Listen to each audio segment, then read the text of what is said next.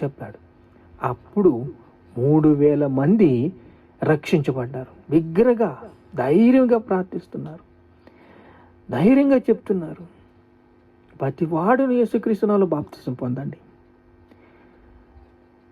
మారు మనసు పొందండి, పాప క్షమాపణ నిమిత్తము మారు మనస్సు పొందితే మీకు విడుదల.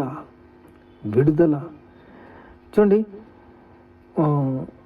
అపోస్తుల కార్యములు 2:17 చూస్తే, అంత్య దినమందు నేను మనుషులందరి మీద నా ఆత్మను కుమ్మరిస్తాను. ఈరోజు జరిగేది ఇదే, మనుషులందరి మీద నా ఆత్మను కుమ్మరిస్తాను. ఎవరైతే భయకంపనంతో ముందుకు వచ్చి మారు మనస్సు పొంది పాప క్షమాపణలు ఒప్పుకొని యేసుక్రీస్తు నామములో బాప్తిసం పొందుతారు, వారు రక్షణ పొందుతారు, పరిశుద్ధాత్మని వరం పొందుతారు, వాగ్దానం పొందుకుంటారు.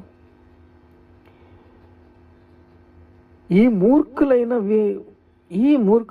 ఈ తరం వారిలో రక్షణ పొందుడని హెచ్చరికమైన సందేశం వినగానే వాక్యమును అంగీకరించిన వారు బాప్తిసం పొందిరి. వాక్యమును అంగీకరించారంతే, బాప్తిసం పొందుకున్నారు, దేవుడు సంఘంలో చేర్చబడ్డారు.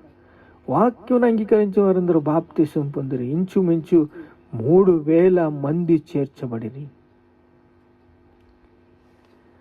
అక్కడ విద్య లేని పామరులు సువార్తను బోధిస్తున్నారు. ఈ మాట విని హృదయంలో నొచ్చుకుని, సహోదరులారా మేమేమి చేద్దామని సందేశంలో ఒక హెచ్చరిక మాటలు వచ్చినాయి. అలా హెచ్చరిక మాటలు రాగానే వారు ఈ మాట విని హృదయంలో నొచ్చుకుని